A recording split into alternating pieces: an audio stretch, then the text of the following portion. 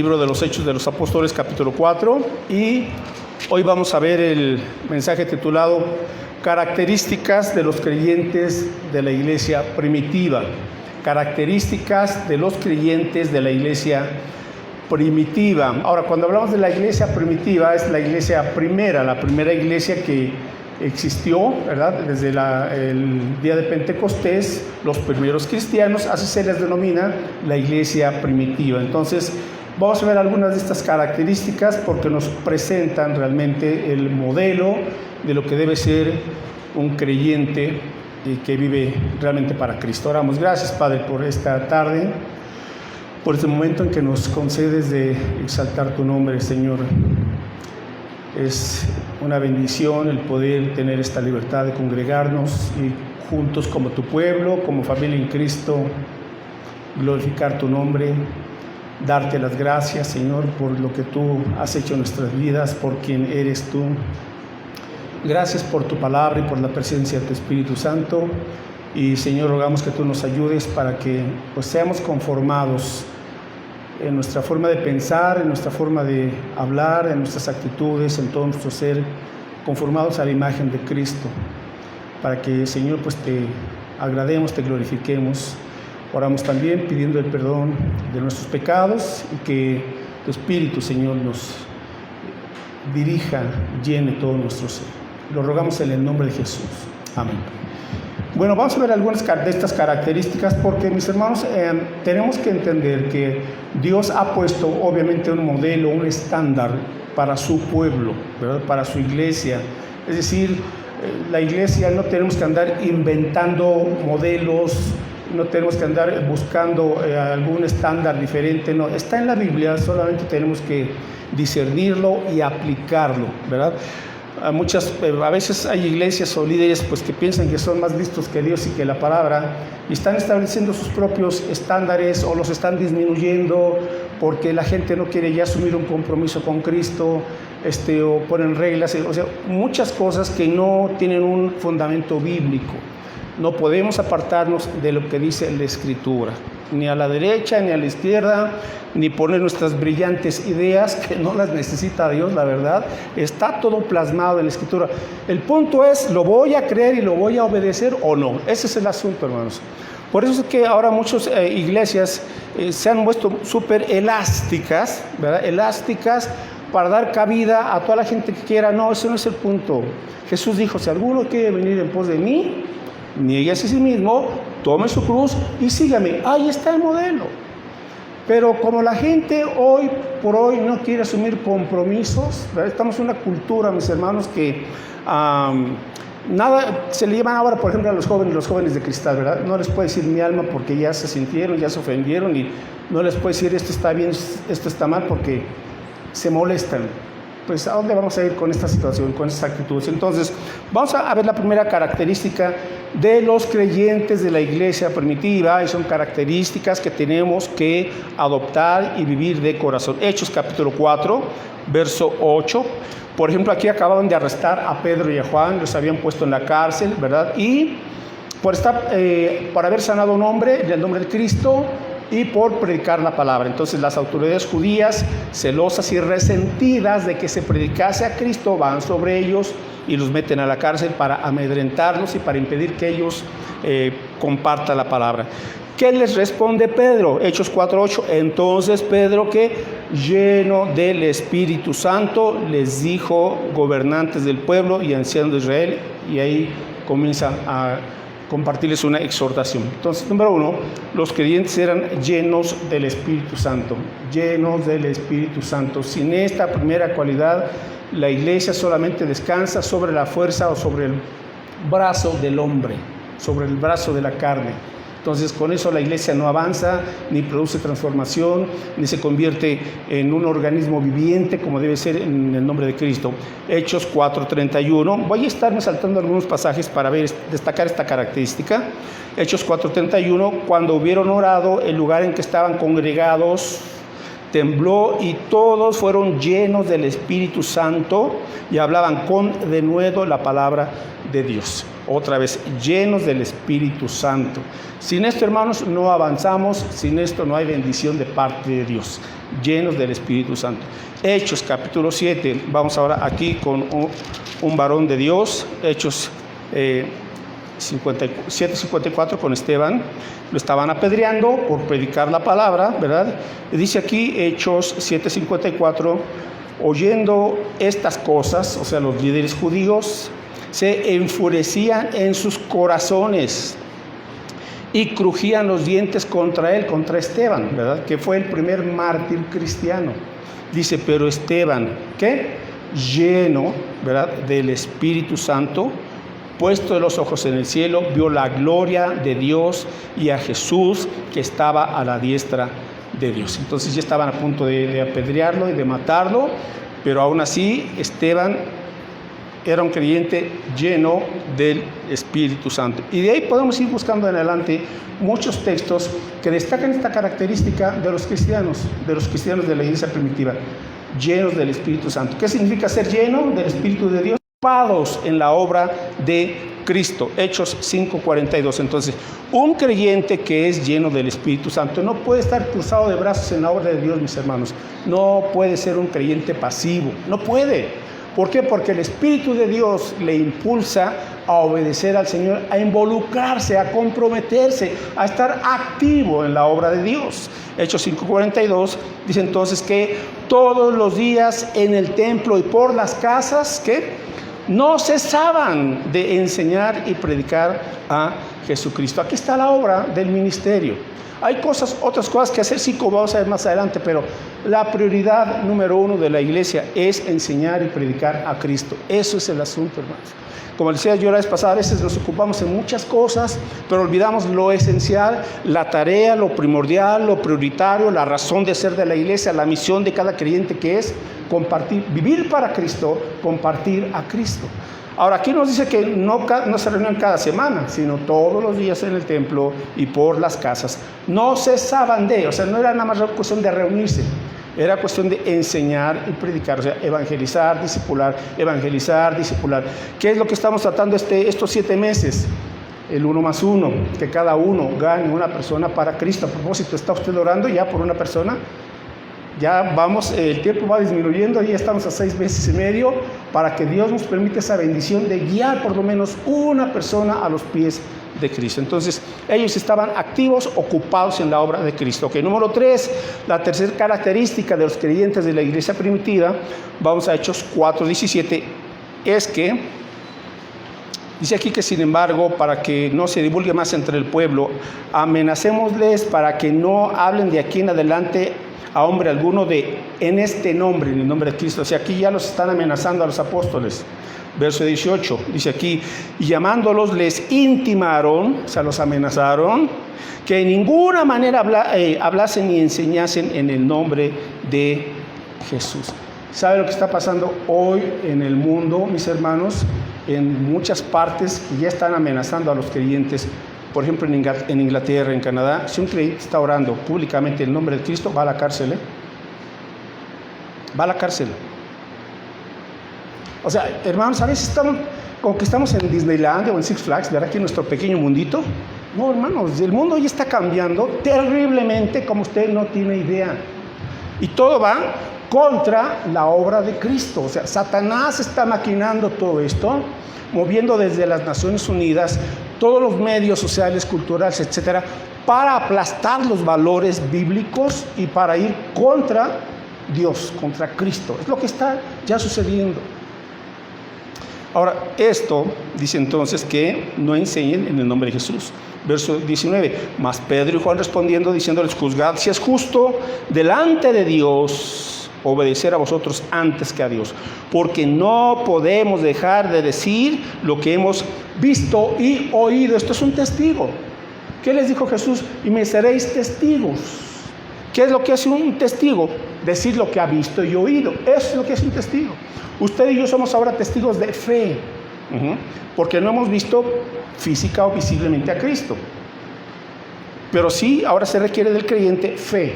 ¿Y dónde vemos, por decirlo así, a Cristo? En las Escrituras. Creemos en Él y entonces somos sus testigos. Y dice aquí entonces Pedro, pues que tendremos que obedecer antes a los gobernantes que a la palabra de Dios. No. En lo que se refiere a Cristo, así el gobierno diga a mí se nos prohíbe hablar de Cristo, lo sentimos mucho, señores. No. Tenemos que proclamar el nombre de Cristo. Entonces, en tercer lugar, vemos aquí, mis hermanos, que los creyentes estaban dispuestos a enfrentar la persecución. Dispuestos a enfrentar la persecución. Ya hay persecución en muchos lugares. Se habla de cristianos, todos los días están muriendo cristianos por causa de su fe en África, en Asia, en Medio Oriente, en Corea del Norte. En Corea del Norte estaban hablando la otra vez de 150,000 creyentes encarcelados en Corea del Norte por causa de su fe. Y esto no lo andan publicando. Entonces, el asunto es serio. Un día no nos sorprenda que ya en México a los cristianos se nos esté persiguiendo de una u otra forma, ¿verdad? Porque no quieren que prediquemos, que testifiquemos el nombre de Cristo. Entonces, pero los creyentes, mis hermanos, estuvieron dispuestos a enfrentar la persecución. Fueron valientes, fueron fieles al Señor. ¿Cuántos creyentes se van a acobardar cuando les ejerzan presión por causa de su fe? Muchas personas que se dicen cristianas van a huir, van a correr, se van a desaparecer. Esa es la verdad, porque no están dispuestos a pagar el precio por su Señor y por su Salvador. Entonces, estos cristianos dijeron, pues lo sentimos mucho, pero vamos. Ahora, ¿y qué hicieron? En cuarto lugar, en lugar de correr y de decir, pues ahí nos vemos, no, ¿verdad? Ellos, verso 23, y puestos en libertad, vinieron a los suyos. ¿Quiénes son los suyos? Los otros creyentes, la iglesia. Ajá. Vinieron a los suyos y contaron todo lo que los principales sacerdotes y los ancianos les habían hecho, y ellos, habiéndolo oído, alzaron su voz unánimes a Dios en oración. En cuarto lugar, entonces, los creyentes eran creyentes unidos en oración. Hermanos, tenemos que entender que necesitamos a la iglesia, y la iglesia es el apoyo que Dios nos ha dado para unirnos en oración, no para pelearnos contra carne y sangre y seguir las armas carnales del mundo. No, al creyente se le han dado las armas espirituales, y la primera arma es la oración. Porque creemos en un Dios soberano que todo lo gobierna y que permite aún la persecución para que su pueblo le busque más fervientemente.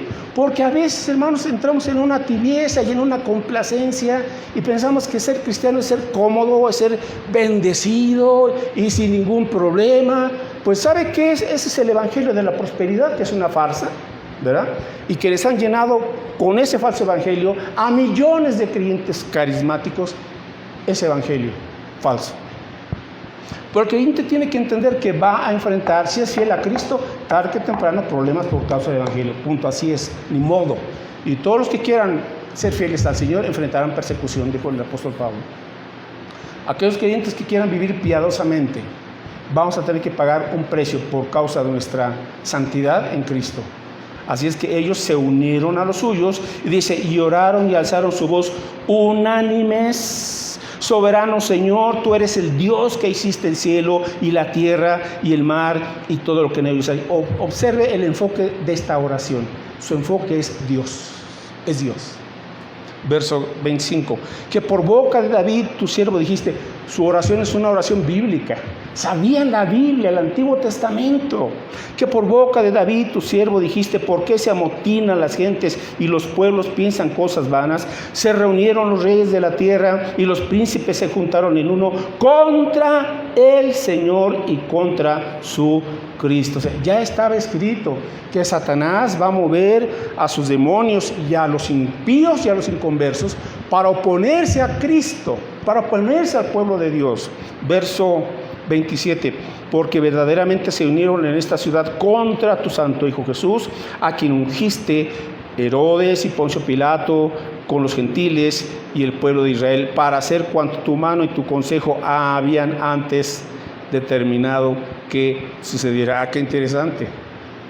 A Dios no le tomó por sorpresa la persecución. Él ya sabía que iba a suceder todo esto. Y por el consejo de Dios, Él iba a usar inclusive a sus enemigos para llevar a Cristo a la cruz, para que al morir Cristo en la cruz se efectuara nuestra salvación. Dice Pablo, profundidad de las riquezas y de la sabiduría de Dios. ¿Quién va a entender todo esto? Verso 29, y ahora, Señor, mira sus amenazas y concede a tus siervos que con todo denuedo hablen tu palabra. Con todo denuedo hablen tu palabra. ¿Qué es denuedo? Denuedo significa claridad, confianza, valor. Eso significa denuedo, claridad, confianza, valor. No tenemos por qué alterar el Evangelio, diluir el Evangelio, no. Seamos claros con lo que Dios ha sido claro. A veces como que queremos diluir y poner menos confrontativo, con claridad. No estoy diciendo que seamos ofensivos por ser ofensivos, con claridad, con valentía, con denuedo, con confianza. Ok, Señor, concédenos este denuedo. Verso 30, mientras extiendes tu mano para que se hagan sanidades y señales y prodigios mediante el nombre de tu santo Hijo Jesús. Y cuando hubieron orado, ahí está, cuando hubieron orado, solamente hasta entonces que ellos han orado, dice, el lugar en que estaban congregados tembló y todos fueron llenos del Espíritu Santo y hablaban con denuedo la palabra de Dios. Denuedo. Entonces, la oración y apoyarnos, mis queridos hermanos, los unos a los otros en oración, en oración. Oramos, sí, por nuestras necesidades, por nuestros problemas, por nuestras enfermedades, que el trabajo, sí está bien orar por todo eso, pero nunca se nos olvide estar orando porque Dios nos use. Es más, yo les animo, hermanos, para que de aquí en adelante, todos los domingos en que estemos aquí, nos acerquemos unos a otros y además de preguntarle, hermano, ¿cómo estás? ¿Cómo te va? Etcétera. Hágale una pregunta y hágala con humildad y con amor. Hermano o hermana, ¿cómo te fue esta semana en cuanto a predicar de Cristo, en cuanto a compartir de Cristo? No lo haga altanamente o soberbiamente, no, hágalo con humildad. Porque alguien también a usted le va a preguntar, hermano o hermana, ¿cómo te fue en cuanto a compartir de Cristo? Y seamos sinceros. Y respondamos como debe ser. Si esta semana no compartimos, pues usted sabe que, hermano, pues que esta semana no testifique. Bueno, hermano, te apoyo en algo, quieres que ore por ti. Sí. Y hasta ahí, hermano, no se trata de regañar los unos a otros. Se trata de recordarnos nuestra labor, compartir de Cristo. Y ahí va a ser también, ¿sabe qué, hermano? Es que no sé cómo introducir una plática, es que no sé esto, me da pena, Ok, ¿en qué podemos ayudarte? Y esa es la forma en que nos vamos a apoyar. Número uno, en oración, y tenemos que preguntarnos. Pregúntenme a mí también, por favor, cada domingo. Yo voy a acercarme a ustedes y también, aparte de preguntarles cómo están, voy a preguntarles cómo le ha ido en cuanto a su testimonio de Cristo. Amén. Así que si baja la asistencia, no me extraña, ¿verdad? Pero hermanos, tenemos que llevar a cabo lo que Dios nos encomendó. Ok, número 5. Estos creyentes tenían otra característica también, y vamos a Hechos 4:32. Hechos 4:32. Dice aquí que, y la multitud de los que habían creído era de un corazón y un alma. Había unidad. ¿Sabe qué es lo más difícil que exista en las relaciones humanas? Unidad. Unidad. La única forma en que un matrimonio puede avanzar y ser feliz es que los dos estén caminando en unidad. Acuérdense de esto. Si el matrimonio no camina en unidad, van a tener un chorro de conflictos. Porque fuimos diseñados como pareja, por ejemplo, como matrimonio, para vivir en unidad. La familia tiene que aprender a vivir en unidad. Si los hijos están de rebeldes y los padres les dicen, vamos por acá, y los hijos dicen, no, yo voy por acá, se rompe la unidad y no hay felicidad, no hay gozo, no hay tranquilidad, no hay paz. ¿Se da cuenta de la importancia de vivir en unidad? En una iglesia, ¿verdad? Imagine usted aquí caracteres diferentes, ¿verdad? Venimos todos de hogares diferentes, pero llegamos a Cristo y ¿qué sucede? ¿Cómo es posible que un montón de hermanos que somos tan diferentes en muchas cosas aprendamos a vivir en armonía? Por el Espíritu Santo de Dios, porque eres el espíritu de unidad. Ese es un milagro que a veces no entendemos. Vivir en unidad es un milagro que viene del Señor. porque solamente el cuerpo de Cristo avanzará, como dice Salmo 133:1, mirad cuán bueno y delicioso es habitar los hermanos juntos en armonía. Dice, allí envía Jehová bendición y vida eterna. ¿Por qué? Porque cuando llega una persona nueva y ve el ambiente de los cristianos y ve que nos amamos, que nos ayudamos, que nos apoyamos, la gente dice, bueno, aquí hay algo diferente. Pero si llega al templo aquí y ve que andamos con chismes, con murmuraciones y enojados, y aquí dice, no, con permiso, mejor me voy a un partido político. ¿No? O sea, eso lo encuentran en el mundo. Pero la unidad que da Cristo es tan diferente. Entonces, en quinto lugar dice aquí que, verso 32, y ninguno decía suyo propio nada de lo que poseía, sino que tenían todas las cosas en común, y gran poder, y con gran poder los apóstoles daban testimonio de la resurrección del Señor Jesús, y abundante gracia era sobre todos ellos. Así que no había entre ellos ningún necesitado, porque todos los que poseían heredades o casas las vendían y traían el precio de lo vendido y lo ponían a los pies de los apóstoles, y se repartía a cada uno según su necesidad. Entonces José, a quien los apóstoles pusieron por sobrenombre Bernabé, que traducido es hijo de consolación, levita, natural de Chipre, como tenía una heredad, la vendió y trajo el precio y lo puso a los pies de los apóstoles.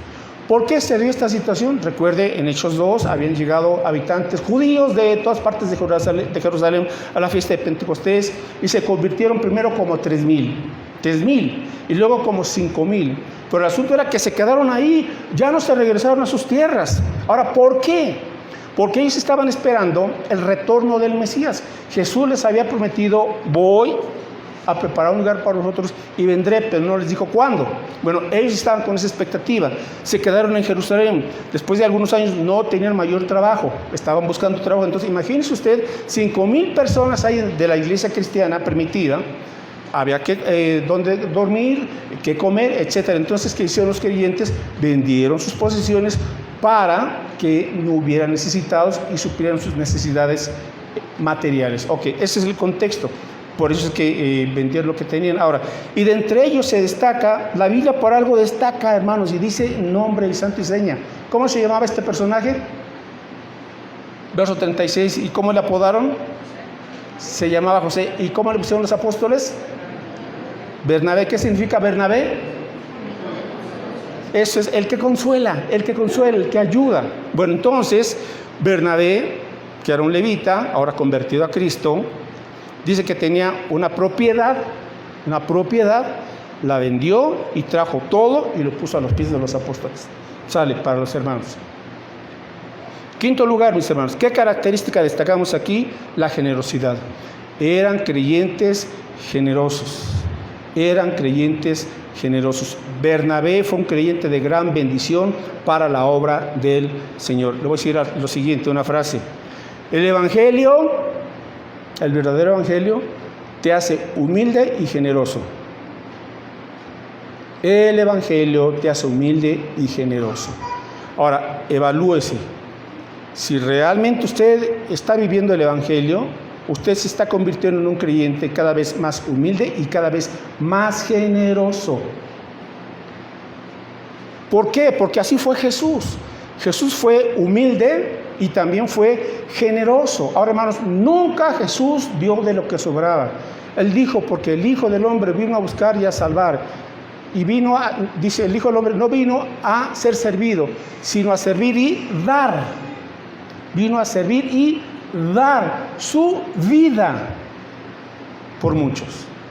Así es que esta característica, el creyente, en la medida en que va valorando el tesoro que es Cristo, va valorando quién es Dios, va valorando el evangelio, lo que Dios le ha dado, ese creyente se vuelve más manso y más humilde de corazón y más dadivoso y más generoso.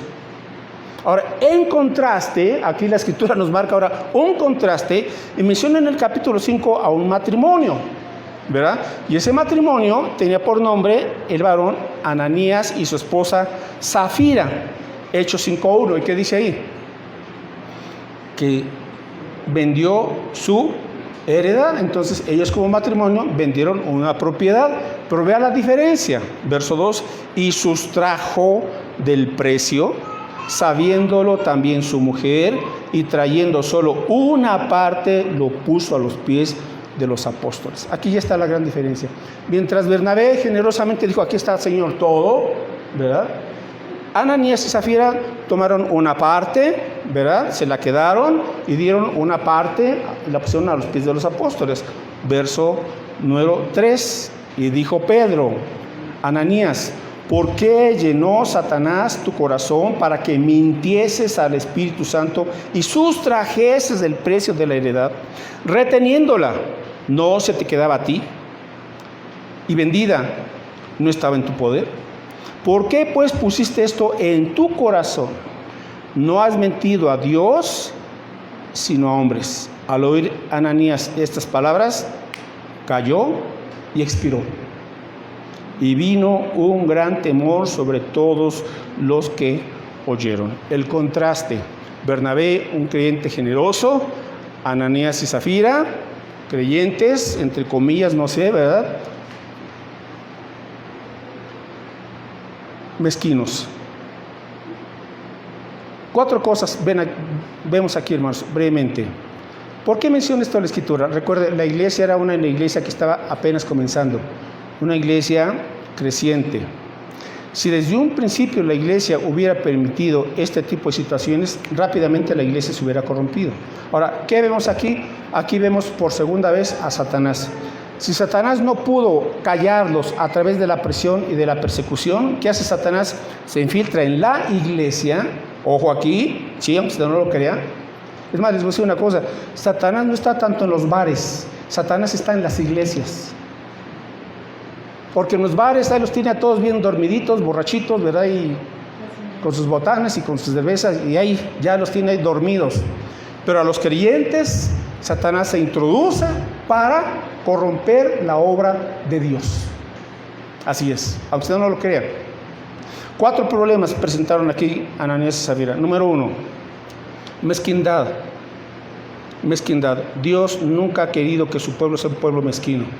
Reflejamos la generosidad de Dios. 2, segundo problema, segundo pecado. Dice Pedro, le estás mintiendo al Espíritu Santo. Le estás mintiendo al Espíritu Santo. Entiende, ¿verdad? El Espíritu de Dios vive en ti. Le estás mintiendo a Él o a Dios. 3, tu pecado se llama simulación. Simulas dar una cosa cuando no es cierto. Dios te ha bendecido y sigues reteniendo lo que es del Señor. Y simuladamente, para callar tu conciencia, das algo. Y 4, le estás dando lugar al diablo. Verso 3, ¿por qué llenó Satanás tu corazón para que mintieses? Ahora, no estamos hablando aquí de una posesión demoníaca. Estamos hablando aquí de cómo Satanás llena con pensamientos engañosos la mente y las emociones aún de los creyentes. Ay, no, pero es mucho lo que vas a dar. No, qué barbaridad. Mejor mira, ya le hacen falta llantas a tu carro, le hace falta una pulidita a tu carro, necesitas un estéreo nuevo, necesitas un montón de cosas. Ah, no, pues es cierto, ¿para qué diezmo? ¿Para qué doy? ¿Para qué ofrendo? Y Satanás llenó nuestra mente con un montón de cosas vanas, y hay para otra, Señor, hay luego. Entonces no entendemos estos aspectos de cómo Satanás muchas veces está poniendo corazones mezquinos para que la obra de Dios esté siempre limitada. Ok. Sexto lugar, penúltimo lugar. Hechos capítulo 6. Entonces, Hechos 6. Bueno, la iglesia sigue avanzando, la iglesia se sigue multiplicando, sigue creciendo. Y Hechos 6 comienza en sexto lugar esta característica. En aquellos días, como creciera el número de los discípulos, hermanos, pues obviamente que tiene que haber multiplicación. Cuando hay fidelidad en los creyentes van a compartir el evangelio, Dios va a dar salvación y va a agregarse gente nueva. Pregunta: ¿por qué nuestras iglesias no están creciendo? ¿Por qué no estamos cumpliendo el perfil bíblico? Nada más, hermanos, pues nada más, ese es el asunto, ¿verdad? Dice aquí, el número de discípulos creció, pero hubo murmuración de los griegos contra los hebreos, de que las viudas de aquellos eran desatendidas en la distribución diaria. Entonces los 12 convocaron a la multitud de los discípulos y dijeron: no es justo que nosotros lleguemos la palabra de Dios para servir a las mesas.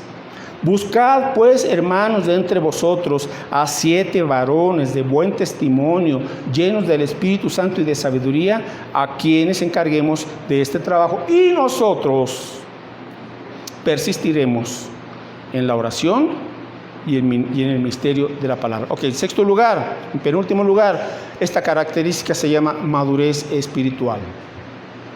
Los creyentes tienen que ir madurando, creciendo en la gracia, creciendo en el conocimiento de Cristo. Madurez es responsabilidad que proviene de amor. Madurez es asumo un compromiso. Madurez es sé lo que me corresponde y lo haga. El niño todo lo toma a juego. Entonces dice Pablo: hermanos, ya no piensen como niños, piensen como maduros en Cristo, como adultos en Cristo. ¿Cómo Dios nos va a encargar mayores bendiciones si tenemos un montón de bebés espirituales? Que están solamente haciendo su berrinche y quiere mamila y que le cambien ya el pañal y que... Sí, vamos por etapas. La Biblia marca la etapa de niños, de los recién nacidos en Cristo, niños en Cristo, adolescentes en Cristo, jóvenes en Cristo y ancianos en Cristo. Hay un proceso. Nunca fue el plan de Dios que nos estanquemos. El plan de Dios es que siempre sigamos creciendo, madurando y madurando. Ahora, mire, entonces imagínense ustedes mínimo 5,000 varones, varones más sus esposas y los niños. Estamos hablando aquí ya más o menos de unos 8 años que habían transcurrido, con una congregación de 20,000 personas. ¿Cuántos dijo Cristo? Vimos la semana pasada, ¿se acuerda usted? Cuando Él se fue y ascendió al cielo. ¿Cuántos había? 500. Y después de unos añitos, esos 500, y de esos 500, ¿cuántos estaban fieles el día de Pentecostés? 120, y los otros 180 dijimos que estaban ahí en la luna, ¿no? Bueno, con 120 consagrados que estaban ahí esperando el bautismo del Espíritu Santo, vino el Espíritu, los bautizó, y viene una multiplicación de parte del Señor. Se multiplican los discípulos, crecen. Ok, y ahora, pero junto con ese crecimiento comienza a haber algunos problemas. Recuerda, hay viudas, no había seguro social, no había prestaciones del gobierno. Entonces, cuando una mujer se quedaba viuda, se las veía muy difíciles. Ahora, si tenía hijos, sus hijos se ocupaban de las viudas. Pero había viudas que habían perdido a su esposo, a sus hijos, y estaban solas sin nada. Y ahora se habían convertido a Cristo. ¿Qué hizo la iglesia? Atenderlas, porque no tenían familia. Pablo dice a Timoteo: a las viudas que tengan hijos, que sus hijos se encarguen de ellas. Sí, su responsabilidad. Dice, pero viudas que no tienen a nadie, la iglesia les ayude, les apoye. Entonces, ¿verdad? Así es que estamos hablando aquí, comenzaba a haber murmuraciones entre las viudas de los griegos. Ahora, ¿quiénes eran estos griegos? Eran hebreos, no eran gentiles, eran hebreos, se les llamaba griegos porque estaban fuera de Jerusalén. Y la división fue contra las viudas de los hebreos que radicaban en Jerusalén. Entonces, entre los mismos hebreos convertidos a Cristo, sus viudas, algunas se quejaban: oye, pues ahora no me dieron despensa, ahora no me dieron esta ayuda. Entonces comenzó a haber ¿qué? Murmuración. Ok, y aquí, hermanos, viendo algunos principios.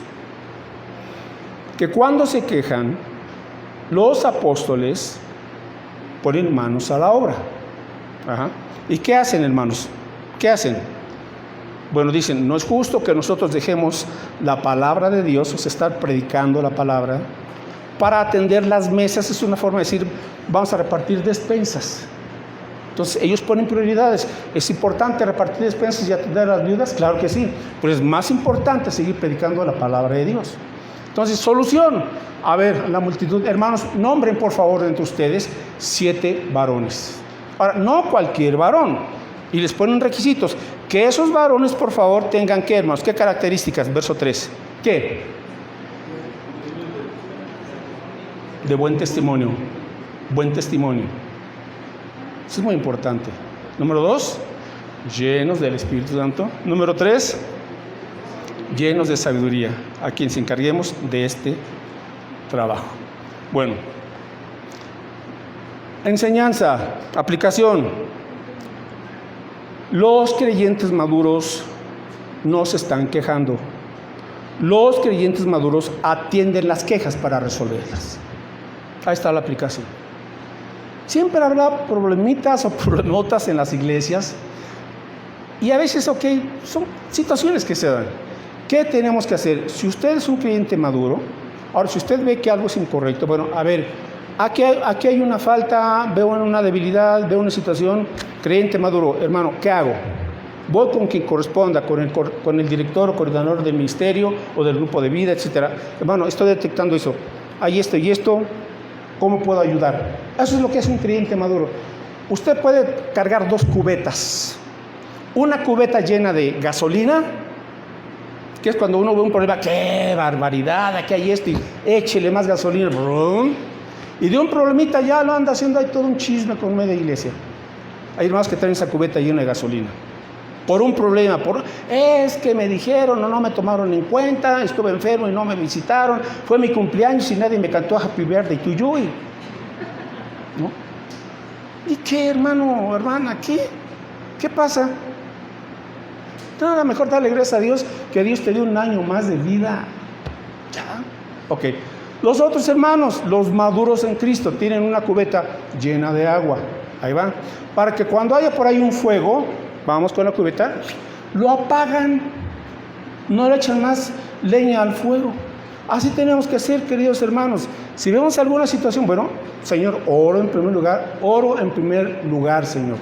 Y luego, Padre Santo, aquí estoy, ¿qué puedo hacer? Bueno, llaman a esos creyentes de buen testimonio. El buen testimonio comienza en casa, no en la iglesia. El buen testimonio comienza en casa, llenos del Espíritu, sabios y serviciales. Es decir, ahora Pedro dice, hermanos, verso 4, y nosotros, ¿verdad? Nosotros, mientras delegamos, hay que delegar trabajo y tareas en la iglesia. Nosotros nos vamos a ocupar en 2 cosas, vamos a persistir en 2 cosas, ¿qué? La oración y la palabra. No necesita usted tener un título en la iglesia para que cumpla el versículo 4. No. Si usted es papá, mamá o abuelo o abuela, ya tiene un cierto liderazgo, entonces tiene que estar haciendo 2 cosas. Número 1, estar orando y orando. ¿Cuánto tiempo ora si usted es casado o casada, cuánto tiempo ora por su esposo? ¿Oras por tu esposo? ¿Oras por tu esposa? ¿Oras por cada uno de tus hijos? ¿Oras por tus nietos? Oración. ¿Por qué oramos, mis hermanos? Porque el creyente maduro ya entendió una cosa. Señor, yo estoy haciendo mi parte, estoy cumpliendo lo que tú dices, he hecho esto y esto, y el Señor no ve un cambio en la gente, quien quiera que sea. Padre Santo, entonces lo que tengo que hacer es lo que dice la Biblia. Lo pongo en tus manos, porque dice Proverbios, el corazón del rey está en las manos de Dios. Y si el corazón del rey está en las manos de Dios, pues claro que el corazón de la gente está en las manos de Dios. Solamente Dios va a cambiar a tu esposo, a tu esposa, a tu suegro, a tu suegra, a tus nietos, a tus hijos. Solamente Dios, hermanos. Pero oramos, ese es el primer punto. Si yo no oro, yo no puedo esperar de parte de Dios fidelidad para responder. Porque Dios espera que primero yo acuda a Él y dependa de Él para que no piense, es que cambió gracias al psicólogo. ¿Qué al psicólogo? En 8 cuartos. Cambió gracias al terapeuta.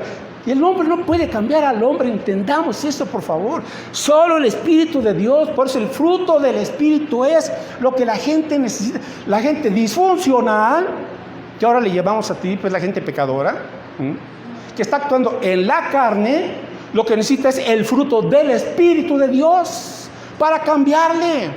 Por eso tenemos que orar. Yo sé que a veces podemos desanimarnos, sí, hermanos, porque estoy orando y la asunto se pone más peor. Siga orando.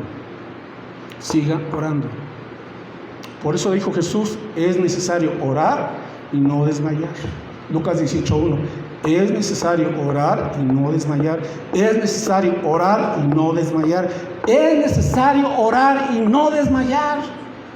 Todos nos desanimamos, sí, hermanos, la verdad sí. Dices, es que ya hablé, ya le dije, le hablé bonito, le traje serenata, le hablé por las buenas, le grité, lo maldije, Ya se te acabaron las baterías y ya usaste el arma más poderosa que es la oración. ¿Se da cuenta?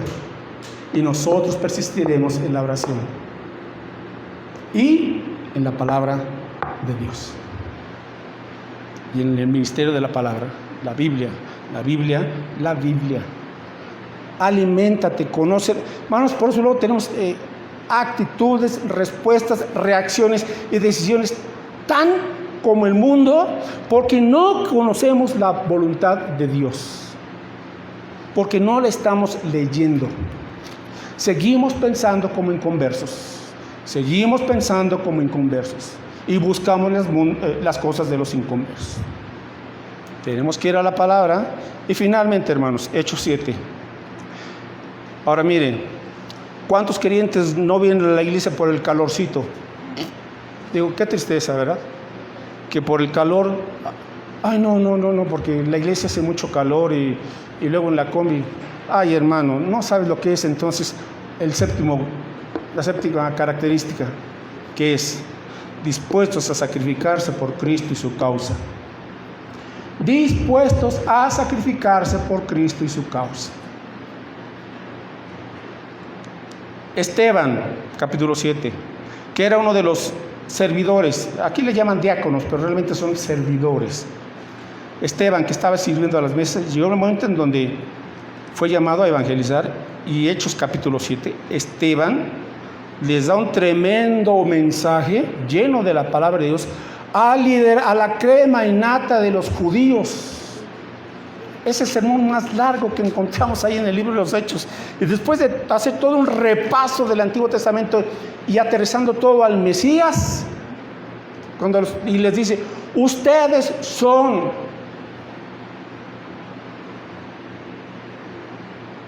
duros de servicio. 7:51. Ahora, estamos hablando aquí de un creyente lleno del Espíritu. ¿Y cómo les dice? Duros de cerviz, incircuncisos de... Bueno, esto no aguantaron. ¿Qué significa incircunciso de corazón? Impíos. Oye, yo un judío que le diga, oye, a ver, espérame. Soy israelita, vengo de Abraham, tengo sangre judía, y me llamas incircunciso, o sea, inconverso. Estás mal, Esteban. Y Esteban les dice, no, señores, son duros de cerviz, son rebeldes, incircuncisos de corazón, resisten siempre al Espíritu Santo, como vuestros padres, así también vosotros. Oiga, después de esas palabras así como que no muy tiernas, ¿verdad? Verso 54. Y oyendo estas cosas, se enfurecían en sus corazones y crujían los dientes contra él. O sea, le querían ya echar montón. Verso 55. Pero Esteban, lleno del Espíritu Santo, puesto los ojos en el cielo, vio la gloria de Dios y a Jesús que estaba a la diestra de Dios. Y oró. Verso 59. Y mientras apedreaban a Esteban, lo apedreaban, mientras él invocaba y decía, Señor Jesús, recibe mi espíritu, y puesto de rodillas clamó a gran voz, Señor, no les tomes en cuenta este pecado. Y habiendo dicho esto, murió, durmió. El primer mártir de la iglesia, Esteban. Joven, diríamos con una vida por delante, un futuro brillante, y a esa corta edad muere. Pregunta, ¿fue Dios injusto? No. Era el plan de Dios. Era el plan de Dios para Esteban. Porque después de ahí, miren lo que nosotros no vemos. Dios estaba preparando, escuche bien esto, cómo a través de la muerte, ahora, a fin de cuentas, la muerte para Esteban fue la puerta para entrar a la presencia de Dios, al cielo. Amén. Amén. Estar con el Dios bendito, con el Dios eterno para siempre, Esteban. Ahora, capítulo 8, verso 1. Que mientras estaban apedreando a Esteban, por ahí se encontraba otro joven. ¿Y quién será otro joven? Léale, Hechos 8:1. Y Saulo, quien sería después el apóstol Pablo, consentía en su muerte. Mátenlo, apedréenlo y no fallen y hasta que lo deshagan. Estaba Saulo echándole, ahora sí, atizando el fuego ahí. consentía en su muerte. En aquel día hubo gran persecución contra la iglesia que estaba en Jerusalén, y todos fueron esparcidos por las tierras de, ve el orden que nos presenta aquí, Judea, Samaria, salvo los apóstoles. Y hombres piadosos llevaron a enterrar a Esteban e hicieron gran llanto sobre él. Y Saulo asolaba, o sea, perseguía a la iglesia, y entrando casa por casa arrastraba a hombres y a mujeres y los entregaba en la cárcel. Ahí está Dios actuando. Aún a pesar de la muerte de Esteban, ¿quién estaba observando todo eso? Saulo. Y Saulo se quedó, a pesar de que estaba sin mátenlo, se quedaba sorprendido, y ya el Espíritu Santo estaba convenciendo su conciencia. Ve a este joven cómo está dispuesto a dar su vida y no está maldiciendo a nadie. Está derramando también su sangre por el Mesías, por aquel que tú ya estás persiguiendo, Saulo. Aquí está este joven dándolo todo, y ¿sabes qué? Y todavía ora a gran voz, diciendo: Padre, no les tomes en cuenta este pecado. ¿Cómo se quedaría Saulo cuando él estaba haciendo todo lo contrario, maldiciendo y echando a andar a la gente para que maten a los cristianos y los persigan? Y acá Esteban pidiendo perdón por sus agresores.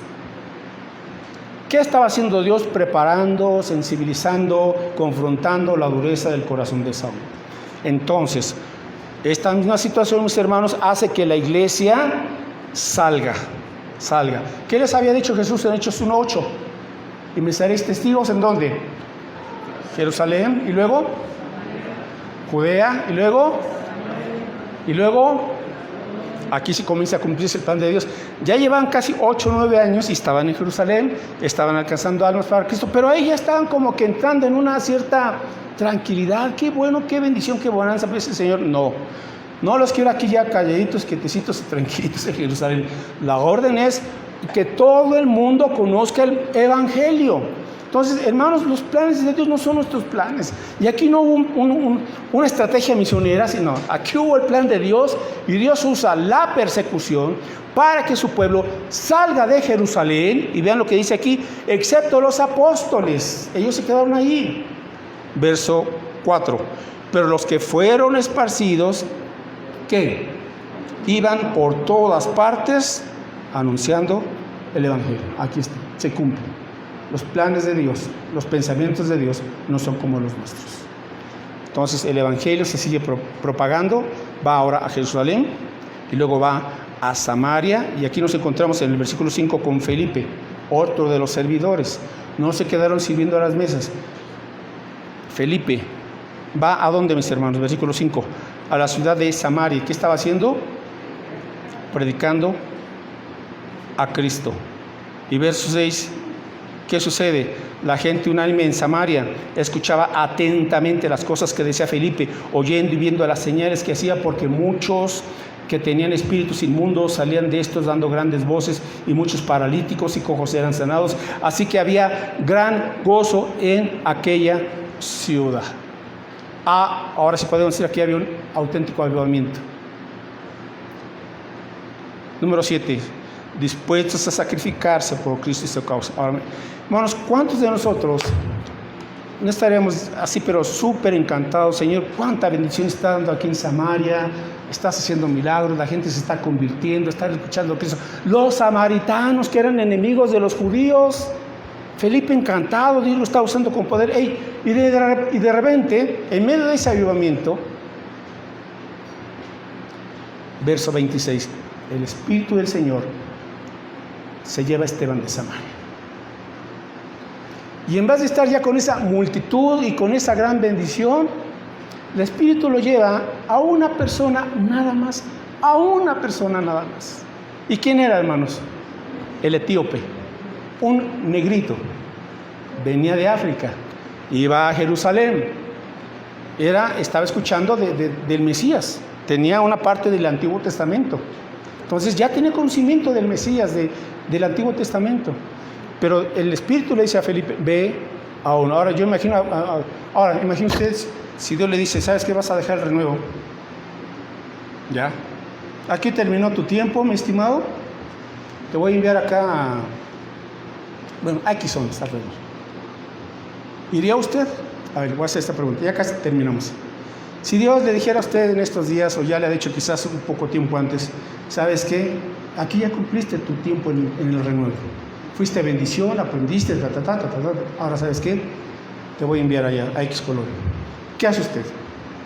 Ahí le dejo la pregunta. Yo tuve que enfrentar eso mismo hace algunos años. Estaba yo en Clavería con los hermanos del renuevo.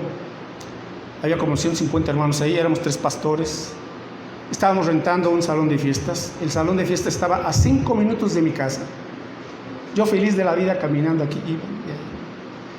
Pero estábamos iniciando obra nueva acá en Conjunto Bosques y en Real de Tultepec. Nada, 0 con la hermana Flores. Comenzamos a repartir literatura, a atender a los niños.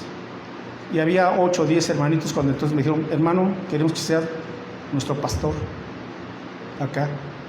Estábamos también reunidos ahí en la casa de la hermana Vicky y del hermano Sana Morales. Y yo la pensé.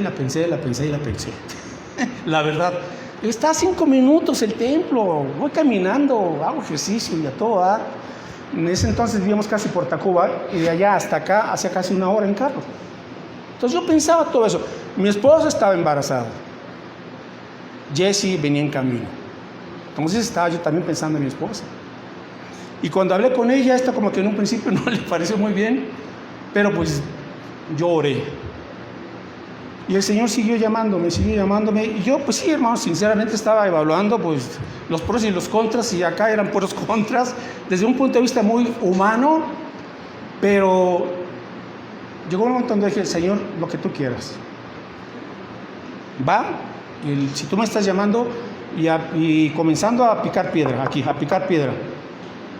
Desde 0. Y hasta el día de hoy, hermanos, aquí estamos todavía. Pero hubo un precio que pagar, sí, muchas cosas. Pero no me quejo de nada. Porque es un privilegio ser usado por Dios. Poco, regular, mucho, Señor sabe. Pero que usted diga, Señor, aquí está mi vida. Y hasta el día de hoy. Yo no sé a quién o a quiénes Dios esté llamando para que abran obra nueva.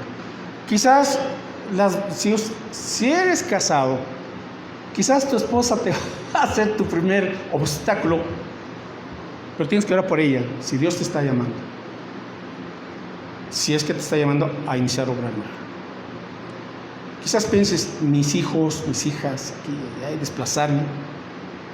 Plática con ellos. Si eres joven soltero, bueno, pues, mientras termines tu carrera, comienza a servir al Señor también. No necesita usted dejar su trabajo, puede ser obrero bivocacional, así se los llama hoy. Sigues con tu trabajo de medio tiempo y medio tiempo sirves en la obra, como le hacía el apóstol Pablo. Sí, hermanos, ¿o no? Pablo era un obrero bivocacional, ¿verdad? Tenía sus temporadas, Pablo, en donde dejaba sus tiendas, ¿verdad? Y vámonos de lleno. Ya había otras ocasiones en donde Pablo decía, tengo que sostener y ayudar a estos nuevos obreros y a trabajar, y estaba en la obra y apoyaba. Así se le llevaba el apóstol Pablo, a veces como obrero bivocacional y a veces obrero de tiempo completo. Dios sabrá en qué modalidad te está llamando. Hermanos o hermanas que ya tuvieron la bendición de jubilarse y que tienen todo el tiempo del mundo, ¿qué vas a hacer con el tiempo que tienes ahora dispuesto? ¿Vas a estar matando el tiempo? Ahí te lo dejo, ¿verdad? Ahí se lo dejo. O usted vaya a responder al llamado. Cuando Dios te llama, Dios te equipa, Dios te provee. Así es el asunto.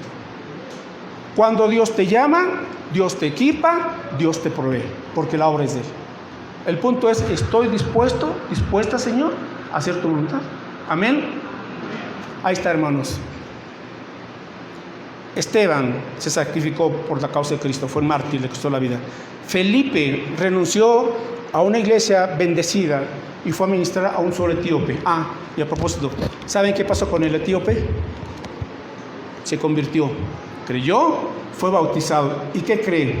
Luego, la historia, no lo vemos en la Biblia, pero en la historia, dice que al regresar este nuevo convertido etíope, al regresar a Etiopía, a África, comenzó a predicar a Cristo y en Etiopía comenzaron a convertirse al Señor. Amén.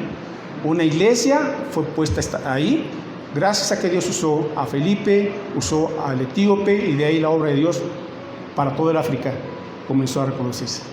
Padre, gracias por tu palabra, por este momento en que, Señor, tú nos estás hablando, tu Espíritu Santo está llamando para que entendamos, Señor, que somos testigos, que estamos aquí para dar testimonio de tu poder, de tu resurrección, de tu grandeza, de tu fidelidad, de tu perdón, de tu santidad, de tu justicia, de tu gracia, de tu misericordia, de que quieres, Señor, que todos los pueblos te alaben y te glorifiquen.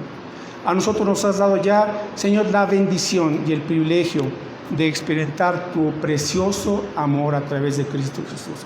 Has abierto nuestros ojos a tu palabra. Ahora nos has mostrado la verdadera vida, el verdadero camino, Señor. Y ahora estamos disfrutando de tu presencia, pero también queremos que tú nos uses para que otros más, Señor, vengan, sean rescatados de la maldad del infierno y se conviertan a Cristo. Bendícenos, Padre Santo.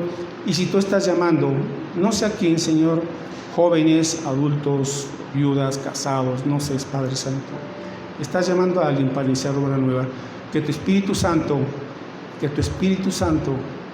ponga esa convicción de ese llamamiento, y ellos, Señor, sean obedientes a tu palabra. Los ponemos en tus manos. Manifiéstate, por favor, Padre Santo. Tú dices que oremos para que tú envíes obreros a tu mies. Y es lo que estamos haciendo en esta tarde también. Esperamos tu respuesta, mi Dios. Es tu obra. Los campos ya están blancos para la cosecha. Lo pedimos en el nombre de Jesús. Amén.